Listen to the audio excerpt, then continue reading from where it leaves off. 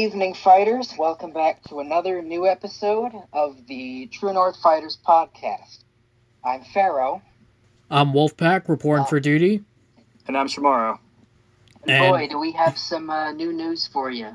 Yes, indeed we do. Starting off, Wolf, you got something for us, don't you?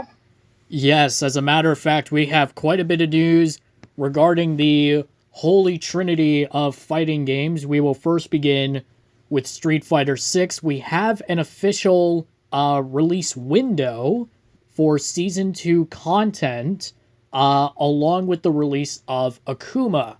Now, for those who may not have heard this, Akuma will be playable early in Japan, starting from May 1st to May 6th. So that is from next Wednesday to the following Monday.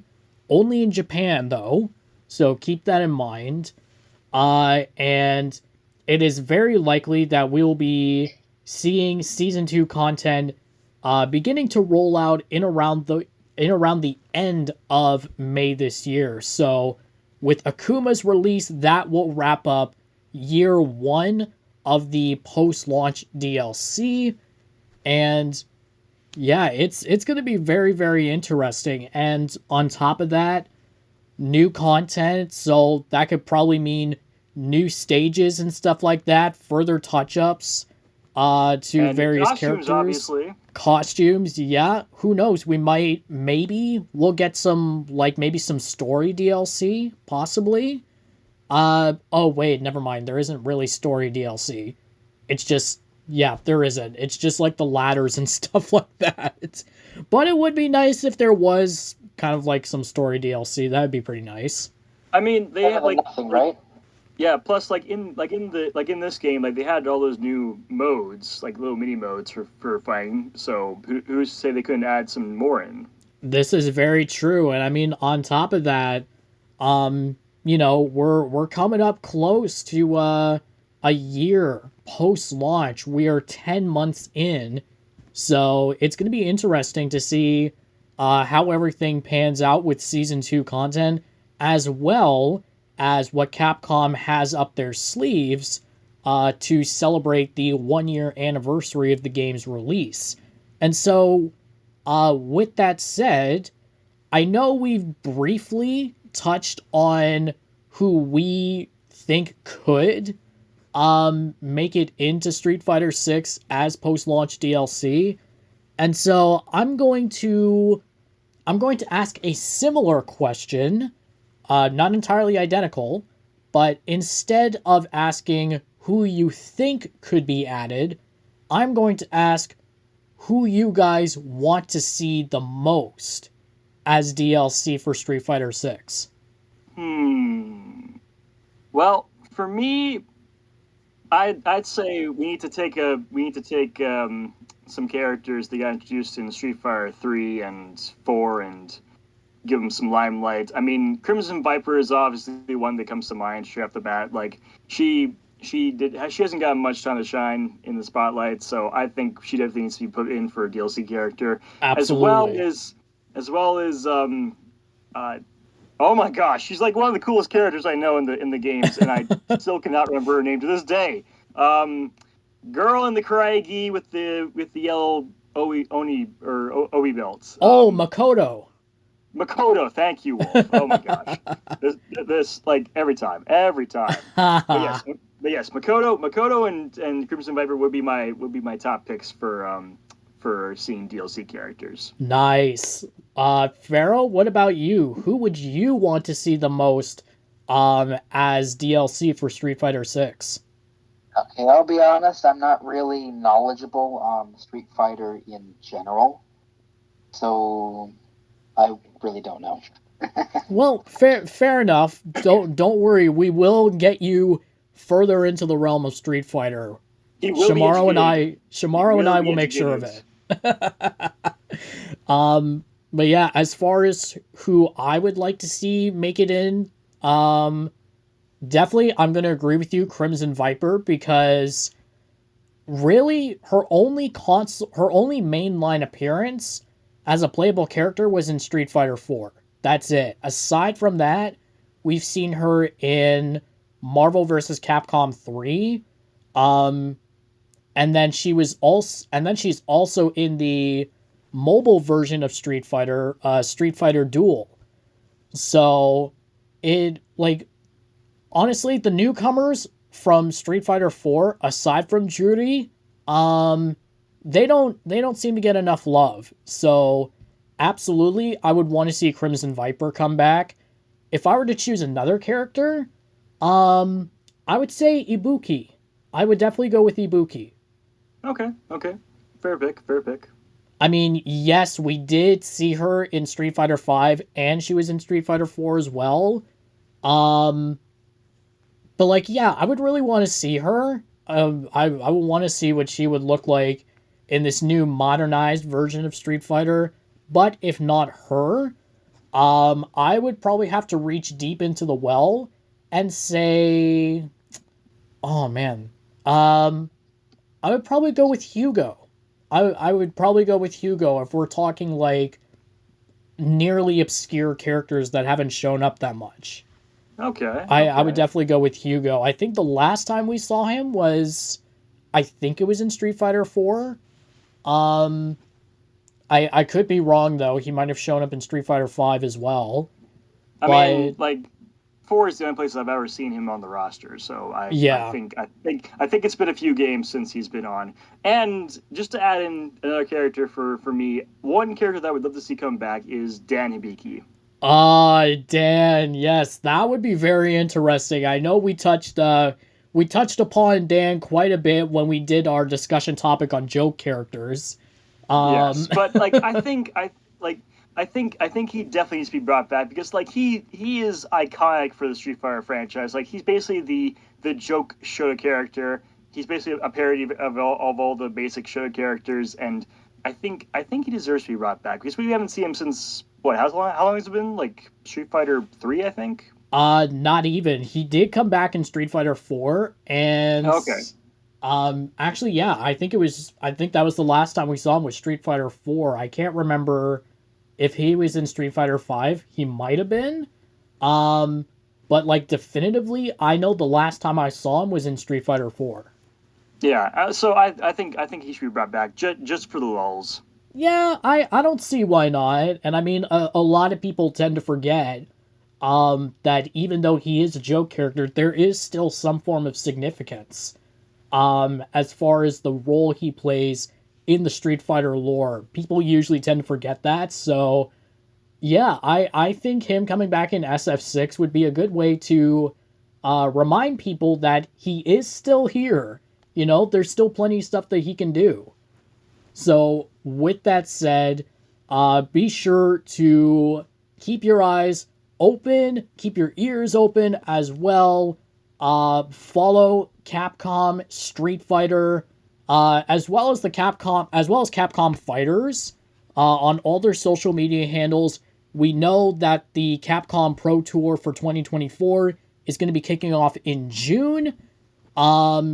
And so it's very, very, very possible that through the first few events, we could actually end up starting to get some updates about what to expect for Season 2.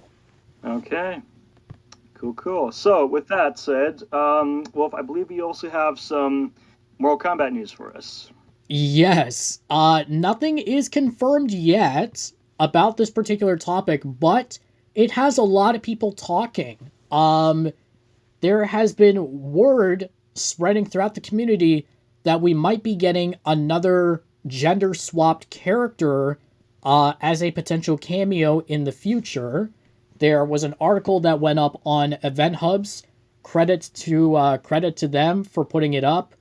A fashion designer by the name of G1 Ra put up an interesting post on Instagram saying that she provided the face model capture for one Harumi Hasashi in Mortal Kombat 1, and that goes all the way back to Season 1 of Invasions, because Season 1 was based around Scorpion, and Harumi did make an appearance in there, and on top of that, Um, in the post, she said that G1 said that she will be part of the game as a female version of Scorpion.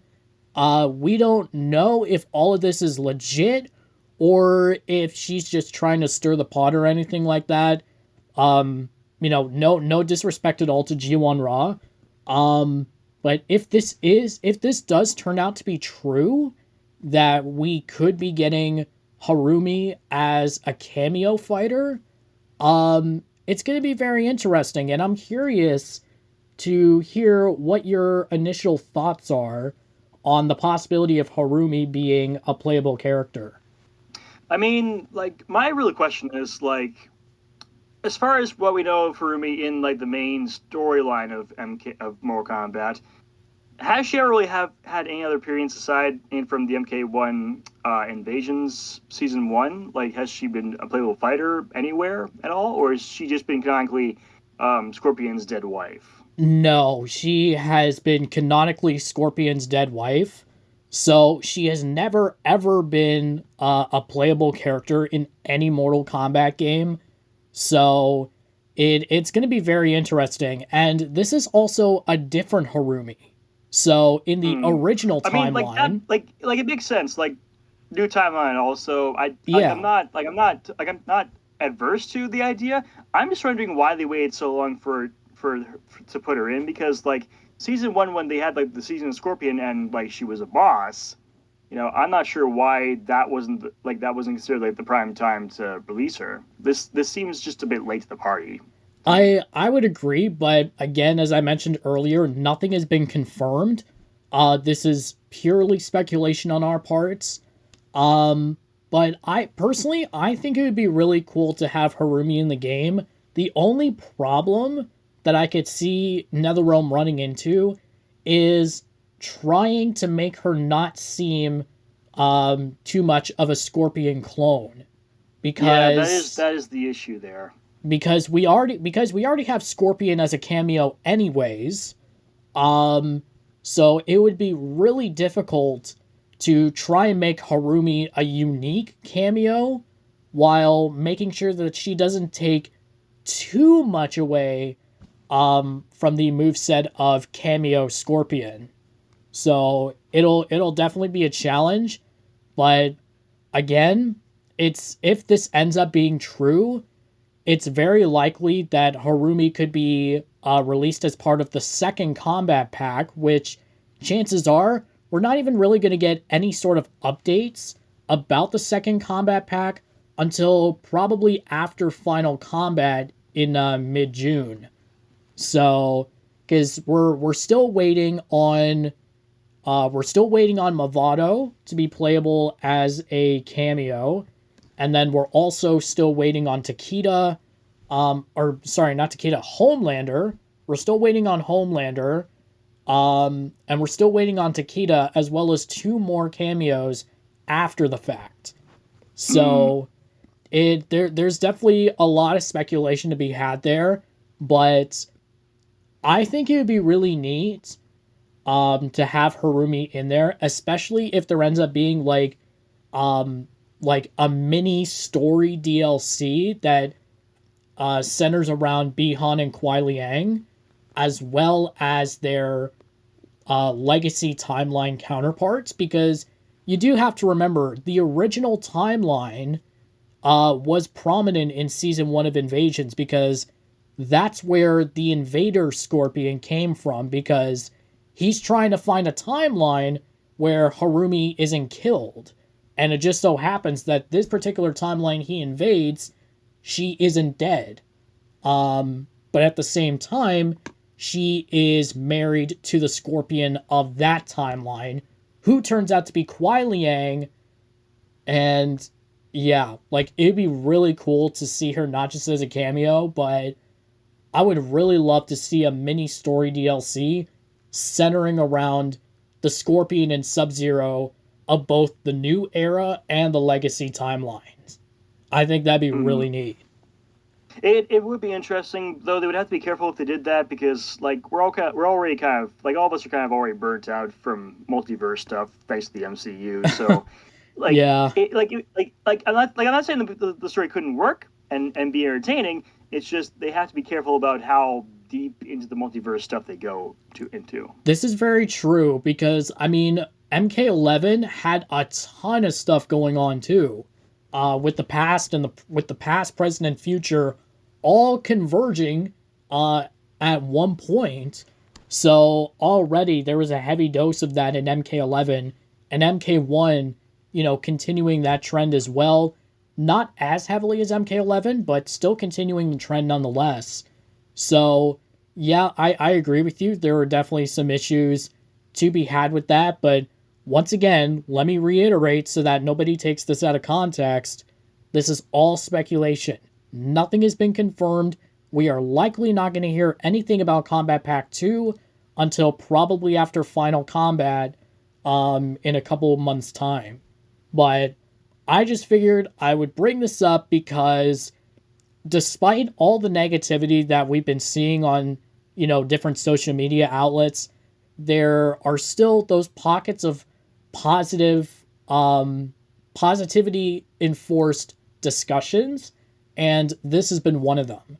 So, yes, I will not condone the actions NetherRealm is taking, but this still is very intriguing, and I will be continuing to pay attention to this and see how everything unfolds because this could be really, really exciting.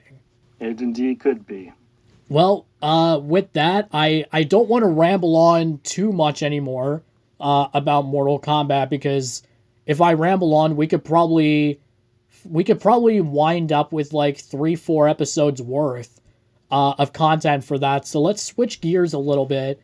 Let's move on to Dragon Ball Sparking Zero. Yes. For those who may have not heard, 6 more characters have been confirmed for the game. We have how do you pronounce it? Vidal? Do you know Videl. Videl, there we go. So for story context for those of you on the podcast and for those of you listening who are not familiar with the Dragon Ball franchise, Videl is essentially the wife of main timeline Gohan when he grows up. She gets introduced in the latter parts in the Buu saga of Dragon Ball Z, and she's a kind of a side character throughout. But make no mistake, the side character she may be, she still kicks ass. And for those who have played Dragon Ball Fighters, she's a decent character in that game too. So honestly, I'm looking forward to seeing her again.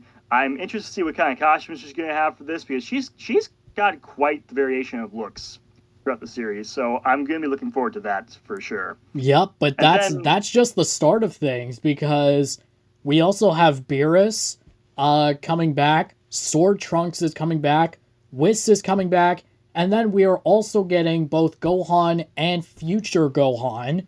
And so okay, well now I gotta stop you right there. It is pronounced Whis, not Whis. Okay. Whis. Yes. Fair enough. Yeah. All the diehard Dragon Ball fans, please do not crucify me for this. Don't worry, guys. I will do it for you. Anyway. So yes, so this is a big thing.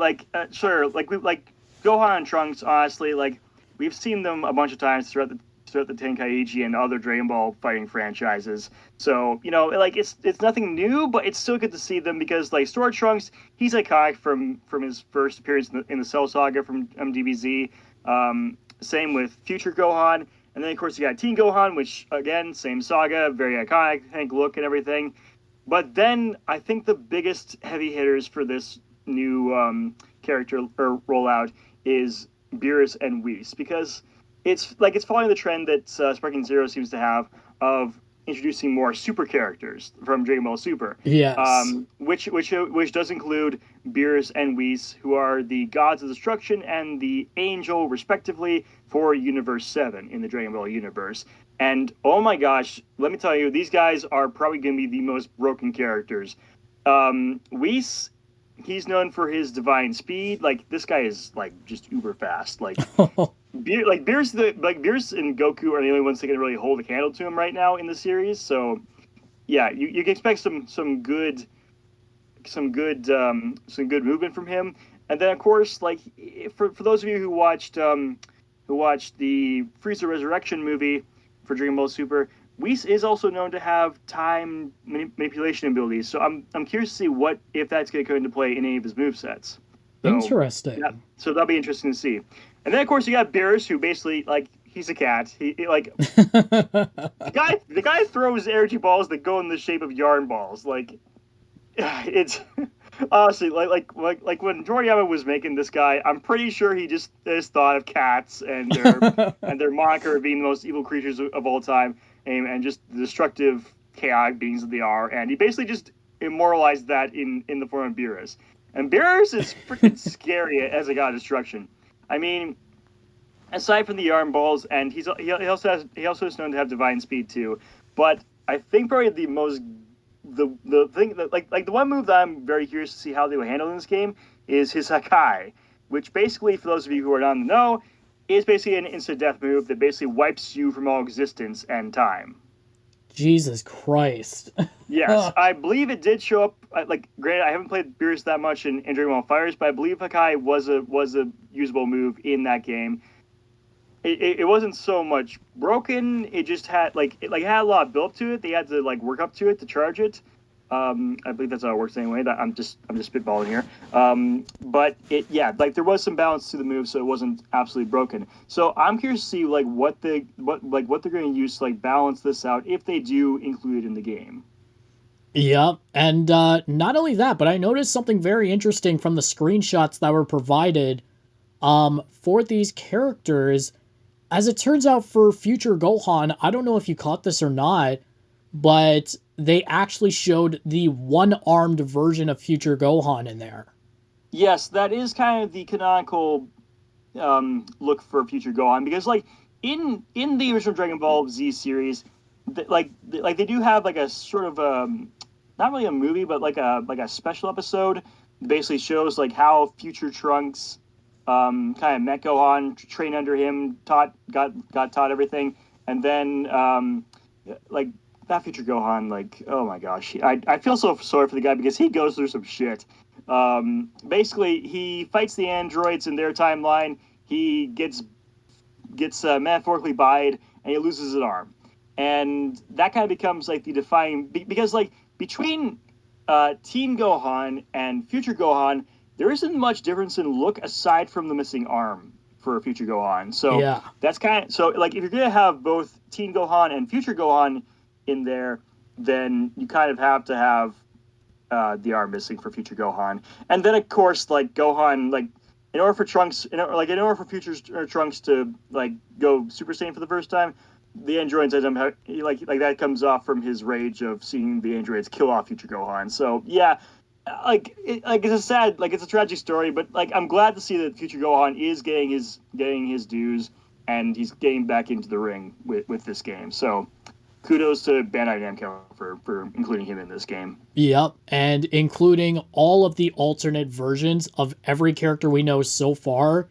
That now brings the roster up to 43 characters. And dude, we are not even halfway through this roster. No, we're not. So much. It's obvious that we're gonna have to wait until 2025 before we actually get this game. Probably. Because, getting through all the reveals for all the characters is gonna take a freaking year at least. I was just about to say that the reveals alone would probably end up taking a whole year or something. Yeah, even if you packaged 5 or 6 characters within each reveal, it's still going to take a long ass time because definitely because some people have actually counted the empty roster spots, and there's a good 100 and I think we said 160 characters in total for this game. Yeah. Just for the base game. So it's this is gonna be an absolutely monumental event when this game finally drops. Oh, definitely. And speaking of monumental games, let's shift over to Double KO, the fighting game formerly known as Project L. So yes, the League of Legends fighting game that we never knew we needed, but we really want now. Yes, and so EVO Japan is just around the corner, and there will be a demo for this game during EVO Japan weekend. And on top of that, we are going to be introduced to a brand new character. Now, this character, I've never heard of them before. This shows my lack of knowledge when it comes to League of Legends. Dude, none of us aside from the Arcane series, none of us know who the hell these people are from League of Legends. So yeah, we're going to learn as we go. I mean, like I did play a bit of League, like a long time ago, like almost a decade ago. Yeah.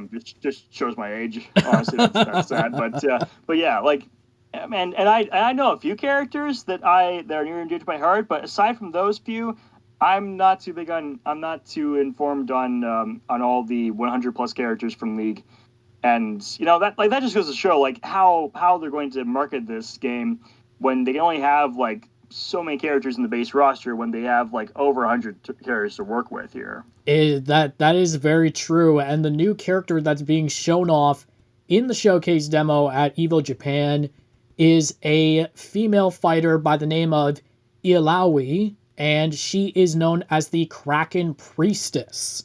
So it's gonna be pretty cool to see what that's gonna be like. Obviously, this game is gonna be a huge talking point for EVO Japan because, I mean, not only is the demo gonna be present, but we're also gonna be seeing the best of the best duke it out in both Street Fighter 6 and Tekken 8 at EVO Japan. But I think for new fans, people who are just getting into fighting games, yes, there's a lot of appeal for SF6 and T8, but I think this game is probably going to catch their eyes the most.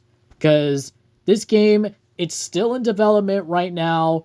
Riot is working very, very hard on this. And you know what? There's a good possibility that a handful of these people who are just now getting into fighting games, there's a possibility a good handful of them are also League fans. Oh yeah,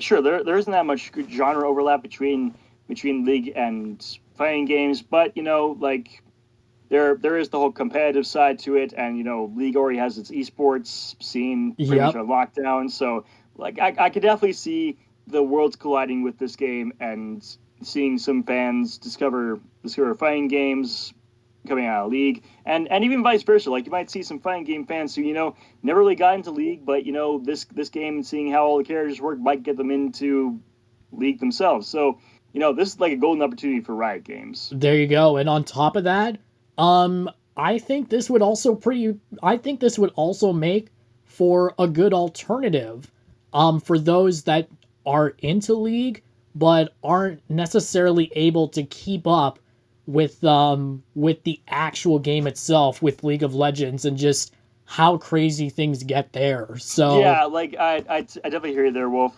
There's just a lot to the main League of Legends game, and there are some side story games that have come out. There's that one Sunken Pirates RPG that came out a few years back. There's a couple of Switch games I know. They're adventure platformer games that are League inspired. Yeah. But yeah, I think a fighting game is definitely the best way to get a good variety of characters, because I think in all these side story games that we've seen so far, it's been self-contained in one area of the League world, a single faction of the League Inc. universe.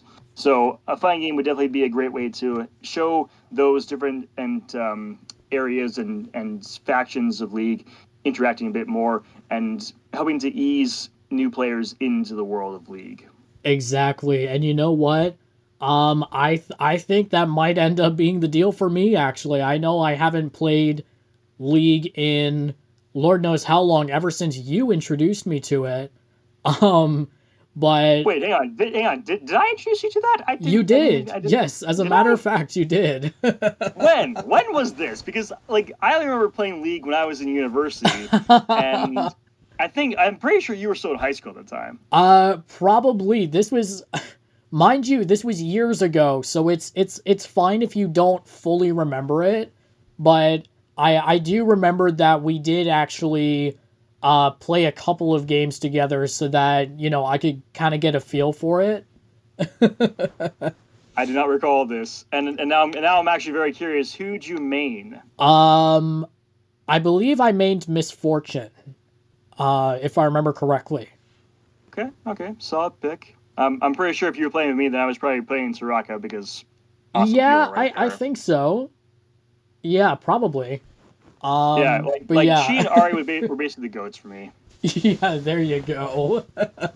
But yeah, I can't handle the complexity of the main League of Legends game. So Dude, it for is like me, Tolkien levels of world building right there. Like, it's like insane, yes, but like there's so much going on that it's kind of hard to just like comprehend even just like one or two things.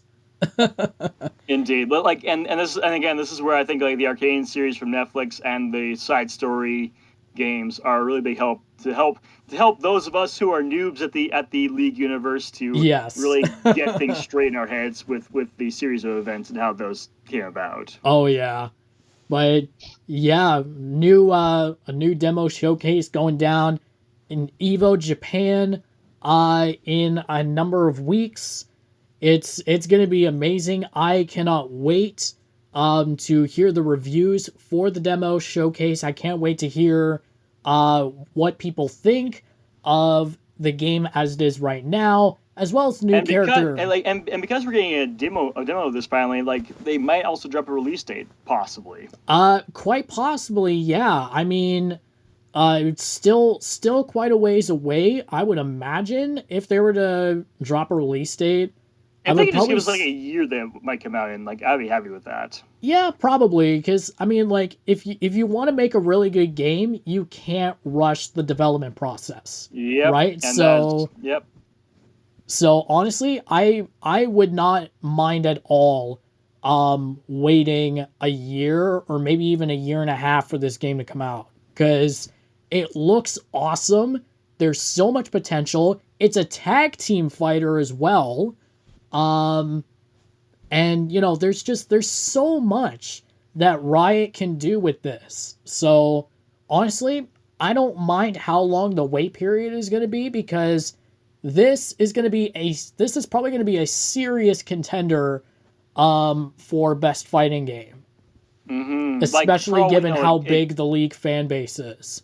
yeah, like for all we know, like this could make the Holy Trilogy, the Holy Trinity, a holy square. It's very true. That is very, very We true. might This finally upgrade from triangles to squares, people. Yep, never ever ever would I have thought that a game like this could have the potential to provide some serious competition against Street Fighter, Tekken, and Mortal Kombat. Like, But of course, we can't really say too much too soon because again, we don't know that much about the game to begin with, and like we haven't actually seen the gameplay yet. So we'll just this have to is wait and true. see what the demo shows us at Evil Japan. Yep, But we will definitely be keeping a look on this as more updates come. absolutely. And now, we will we now get back to the part that I know a lot of you have probably missed.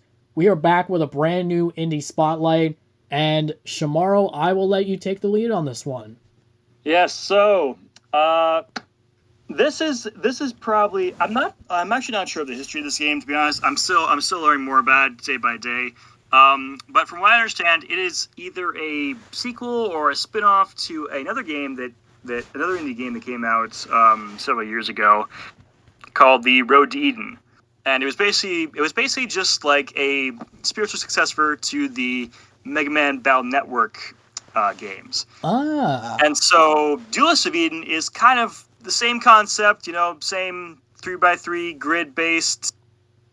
Well, no, actually, no. It would be more like 4x4 on for each character. But yeah, grid based fighter where you got a whole bunch going on, and it's just a frantic mismatch of stuff. But yeah, so basically, they took the Road to Eden formula and they basically just made a fighter out of it. So I downloaded not too long ago, and I've been playing through it a little bit. I finally got up to level 10 in the in my online ranking profile. So I should hopefully start getting some actual people to fight against soon, and not just the CPUs. But from what I played so far, it is definitely not a game that I would recommend to beginners. Because one, if you're not like granted, I wasn't really I didn't really have any prior knowledge of playing the Mega Man the Mega Man games this is based on around.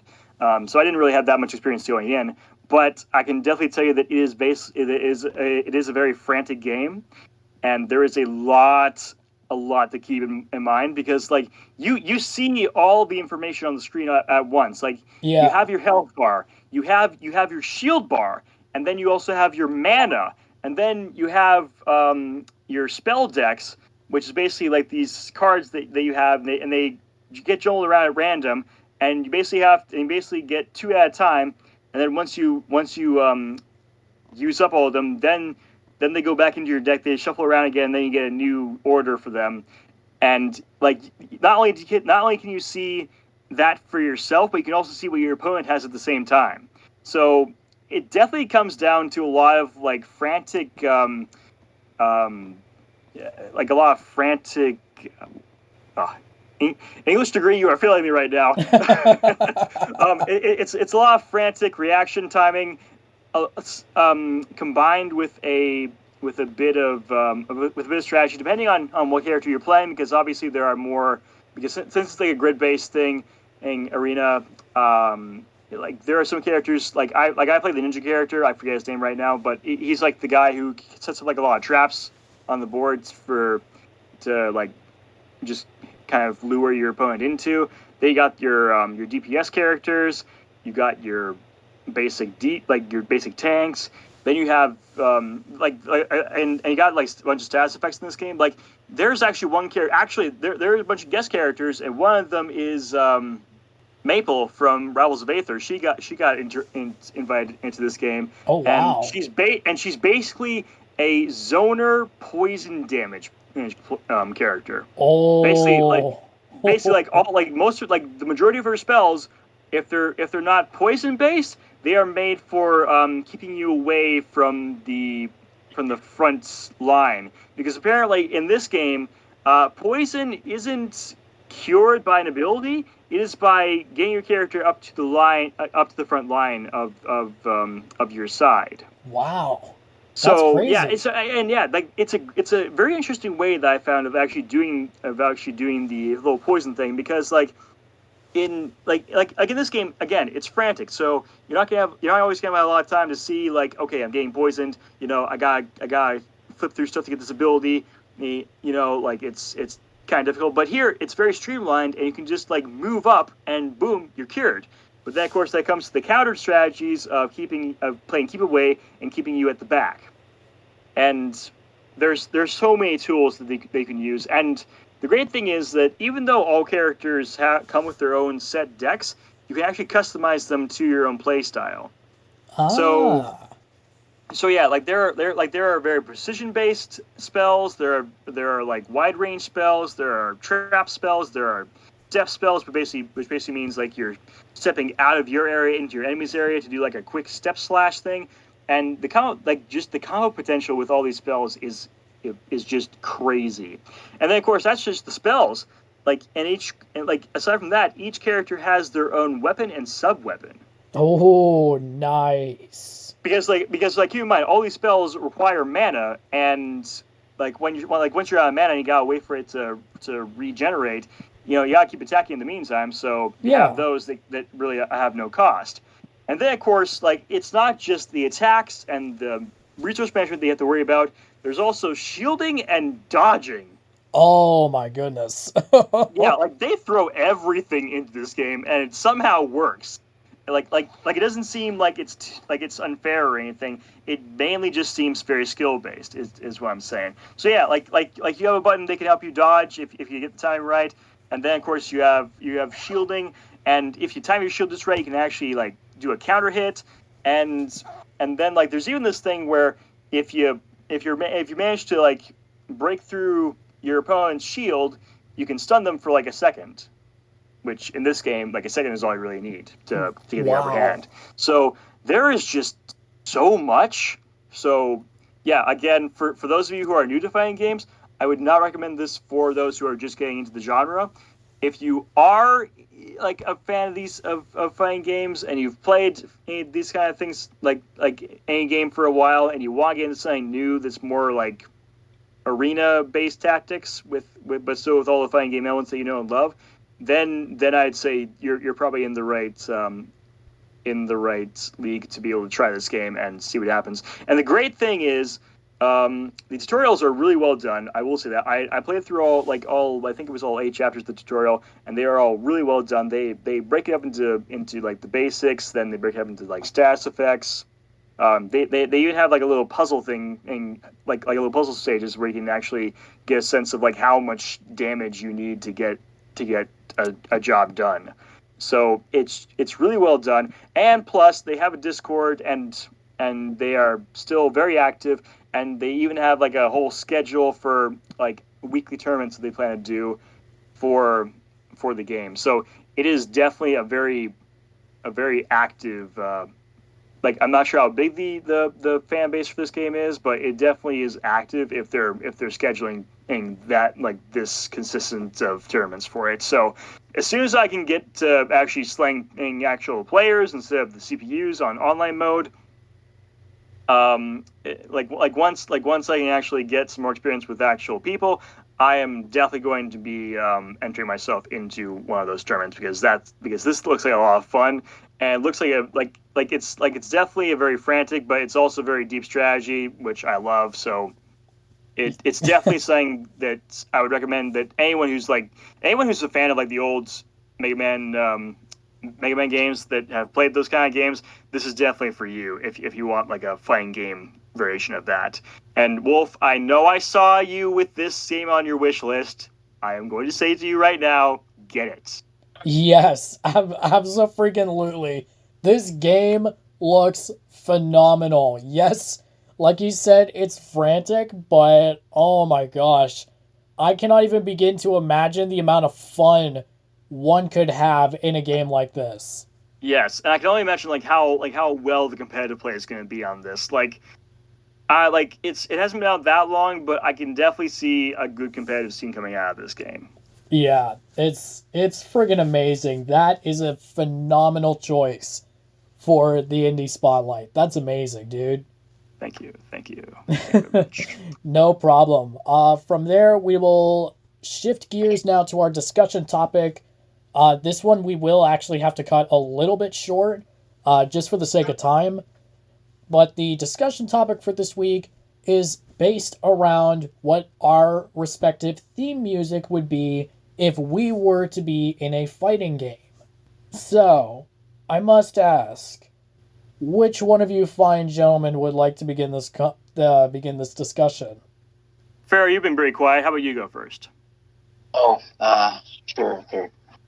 All right. Now, honestly, if I were to pick any theme from any single thing, I would have to say my fighting theme would be Mass Destruction from Persona 3. I knew it! I knew it was going to be a Persona game. I knew it! That's a classic. To be fair, I have a lot more of knowledge of the RPG genre than I do the fighting game genre, so I think it'd only be fitting.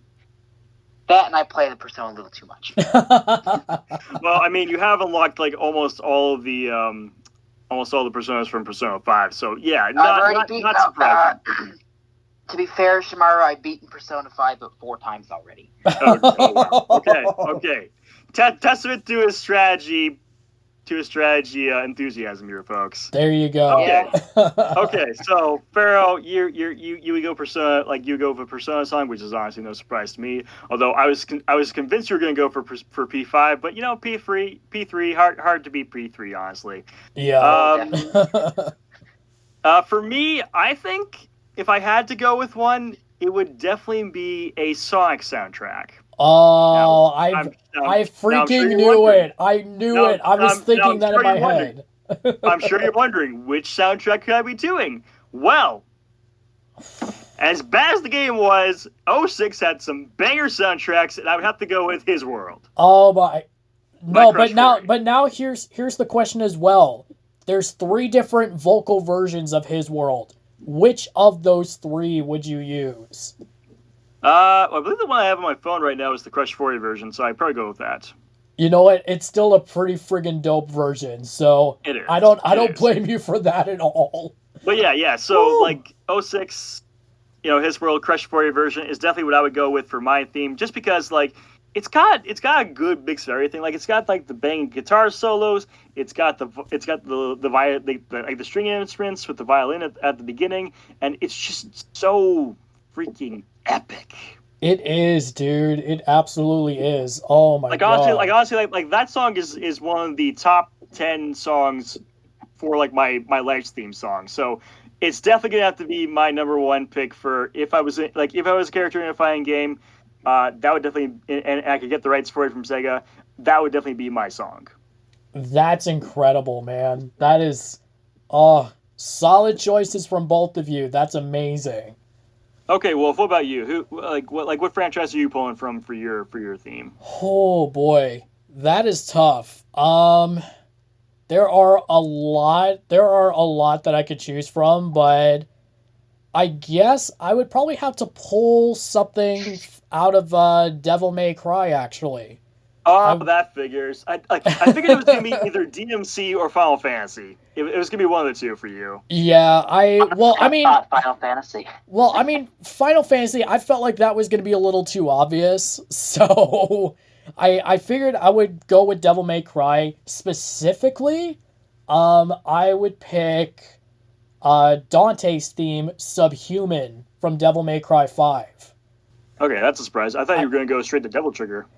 I was thinking about it, but it's like, I don't know, man. I've always been a Dante guy. Like, Nero is friggin' awesome and all that, but like I'm still a Dante guy at heart. So I have no choice but to go with Subhuman. I would definitely go for something like that. But if I were to choose something that wasn't related to video games, oh my god. This is so tough. You know what? You're gonna love this, Shamaro. You're gonna love what I have in mind here. Okay. I would go with, you know what? I would probably go with Back from the Dead by Skillet. Freaking yes. Although I think that might actually if we're talking like thematic songs here from Skillet, I think Back from the Dead might be better for Pharaoh since his whole. Oh, that's a good point. Actually, yeah. Yeah. Like his whole Underworld Lord motif for his character. You're suggesting a song that I've never heard. I was just about to say, to be fair, he has barely listened to anything from Skillet, if anything at all. So no, nothing. I have never heard a single song from Skillet. We will fix that. We will fix that, and we will get you to listen to all the albums. Well, yeah, you're pretty hard pressed to do that. All of them except for their earliest ones. I would say from from Collide onwards.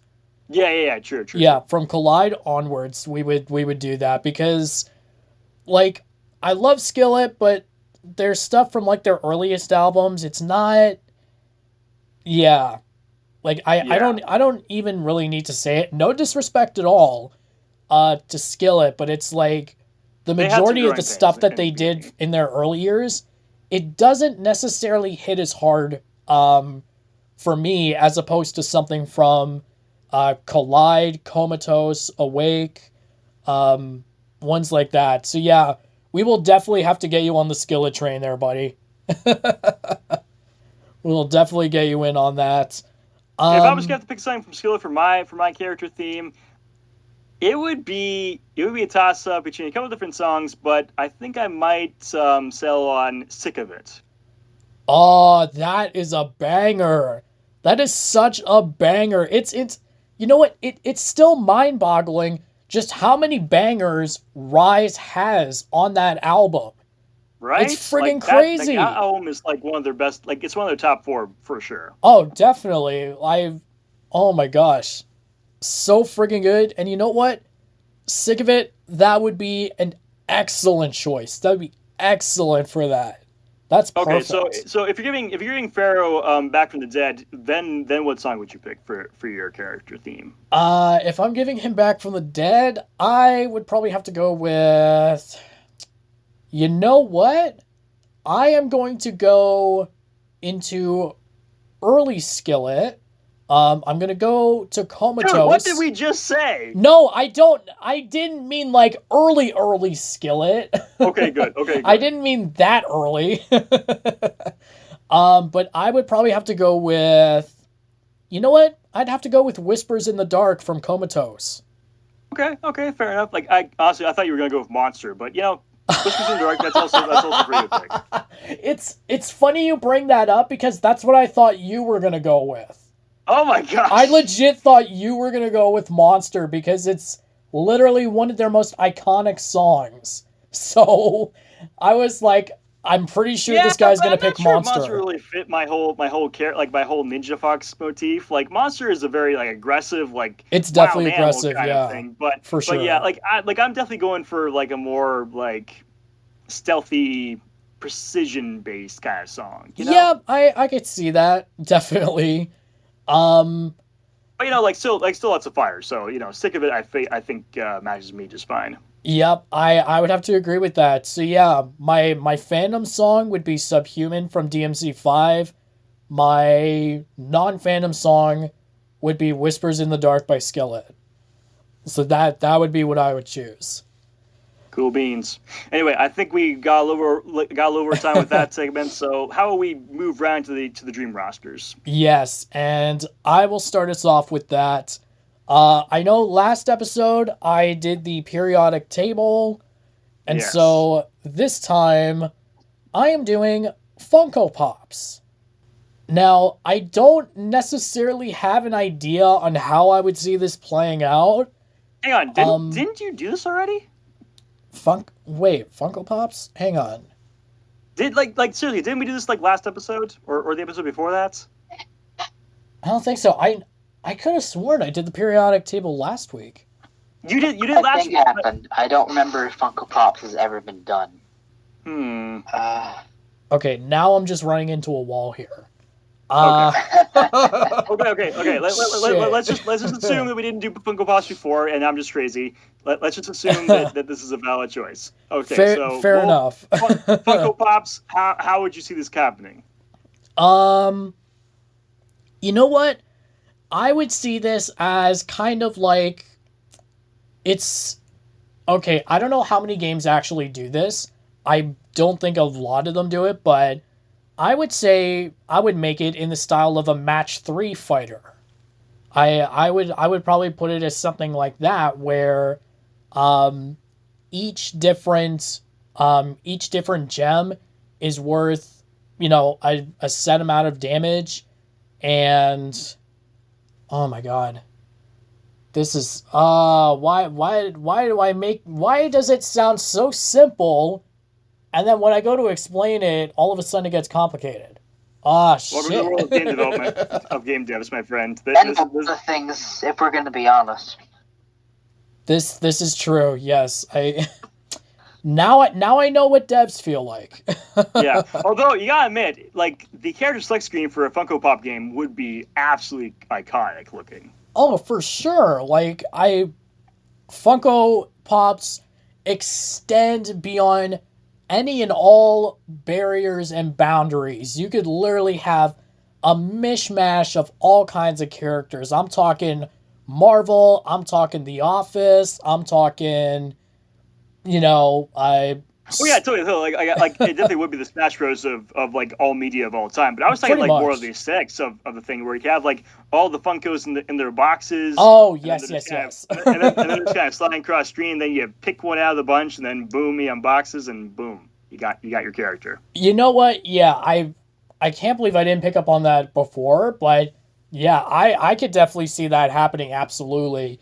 And as far as like stages go, I would definitely say that there would be stages reminiscent of some of the most iconic locales, but make them Dude, chibi. that list is Make them huge. chibi to fit in with the aesthetic. True. But still, that would be a huge list of iconic things because you're It would pulling be. from everything here. Literally everything, yeah. Oh, man. Dude, this would basically be like the AAA version of Brawlhalla, where the DLC would never stop. Pretty much, yeah. That's a really good comparison. But yeah, it would probably end up being something like a match 3 fighter. I don't think there are a lot of games out there that do that. So I definitely think it would be a pretty cool idea to not only, have it be a fighter, but also have, a little something that feels casual in there, I guess, right? Yeah, true, So, true. yeah, I would say that's probably how I would see it. For this particular idea, I'm gonna have to go back through our previous recordings, um, just to see if I did somehow already cover Well, this. I'm pretty sure I don't remember anything about you saying about like talking about a gem fire. So I think you're in the clear though.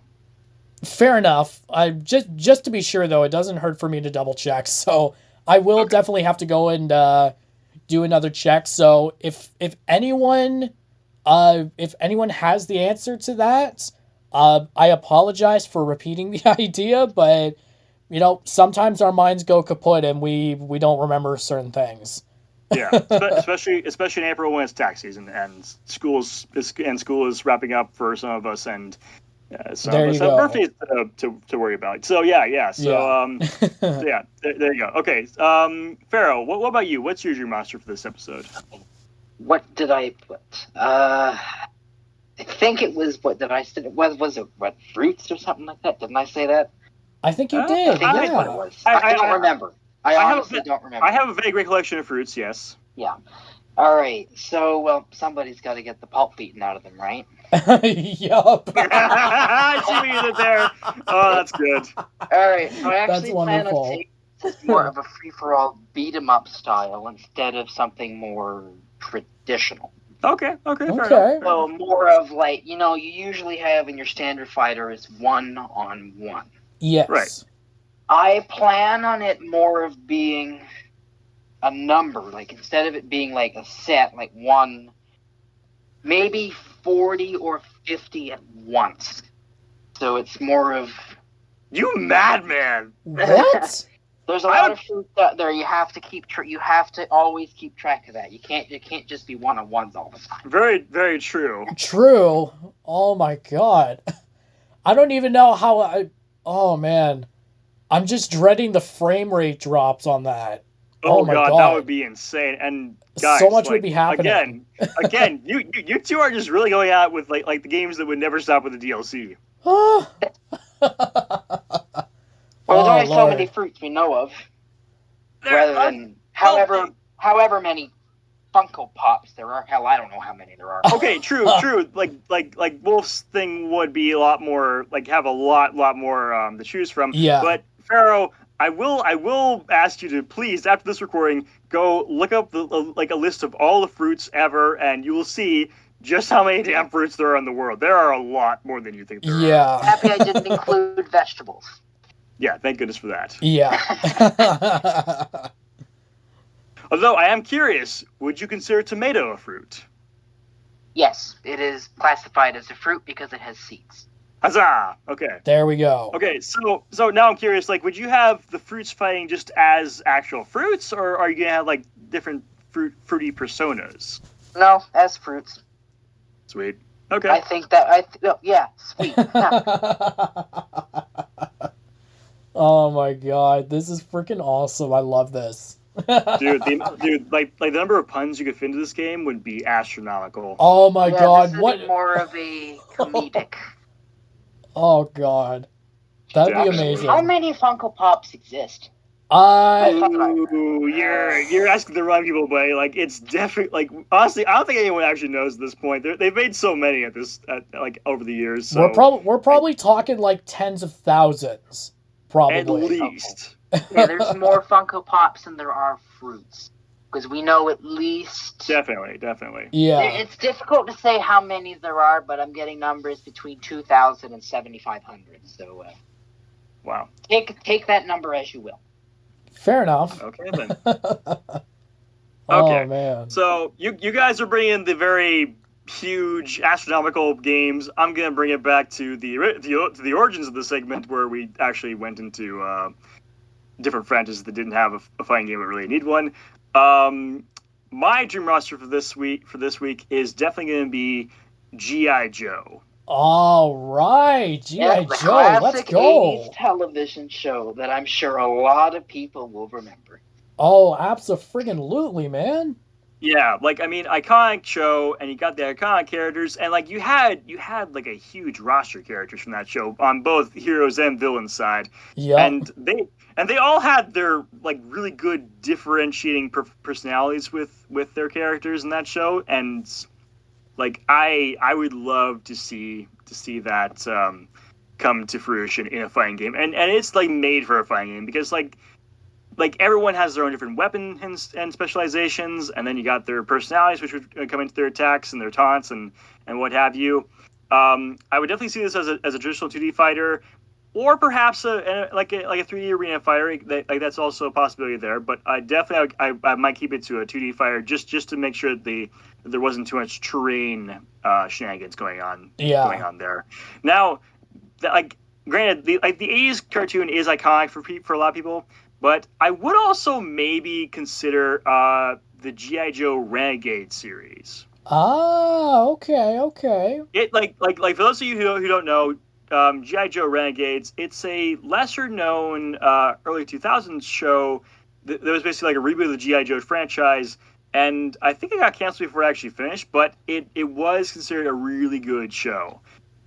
Basically, it's like your usual, like your good guy agents get framed for a crime they didn't do, and they have to go on the run from the government. And meanwhile, they have to fight the terrorist organization that did frame them. So got all that Yep. good stuff. But yeah, like I think the character designs would mesh more for a fighting game from that. But like the 80s cartoon isn't necessarily out of that. Like that could be a costume change for all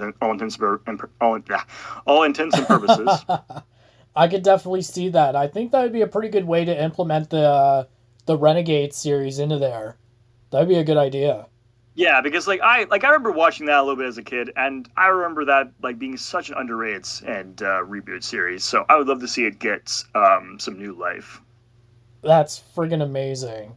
I honestly, I would pay money to play that. I absolutely would. Same. Like that is freaking incredible. And to be honest with you, I'm surprised that none of us even thought of that up until now.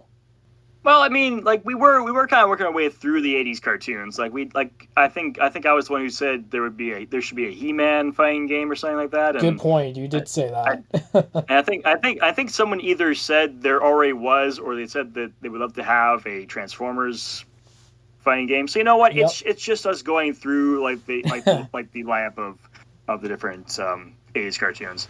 I mean, like, of course, we have to disqualify TMNT because, like, the Turtles already have numerous fighting games. But, That's true. but yeah, like there are definitely some '80s cartoons that never got the love they deserved, and they definitely should get some.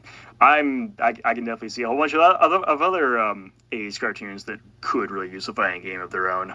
Oh, absolutely. That is friggin' oh man. Yeah. Well, Anyway, I think we're at time now. yep, I think it's So, yeah. about time that we wrap things up here. As per usual, thank you to everyone who tunes in and listens to us talk about fighting games. Really appreciate all the support. Again, keep the comments and questions coming. And yeah, we're getting into the thick of the tournaments now, so we'll be covering as much as we possibly can. Just in case if anyone forgot, coming up on May 5th is an online tournament for Mortal Kombat Pro competition. It is the East and West Regional Finals for North America. So that's going to be taking place online on May 5th. From there, we have Combo Breaker May 24th to 26th in Schaumburg, Illinois. It is the penultimate stop for the pro competition. And then the finale for it is Final Combat, June 14th to 16th, live from Toronto, Ontario, Canada, and then EVO North America, July 19th to 21st, from, of course, Sin City, Las Vegas, Nevada. So, just in case if anyone might have forgotten about it or didn't have time to take a look and see what upcoming tournaments there are, there you go. So we'll be covering as much as we possibly can over the course of the next few months. And on top of that, we'll be bringing you many more updates about the games in general as they happen. So with all that said, from all of us at K9 Calamity, I'm Wolfpack. I'm Shamaro. And I'm Pharaoh. Be sure that you stay warm or stay cool, depending on where the heck you are. The weather here in the GTA is flip-flopping like crazy. So, it really can't make up its mind, honestly. Just choose a temp already. Legit, it can't make up its mind. So just stay healthy, because the last thing we want is for anybody to get sick because of the fluctuating temperatures. And most importantly, as always, fight on. Fight on. We will see all you guys in the next one. Have a good one. And we sign off now.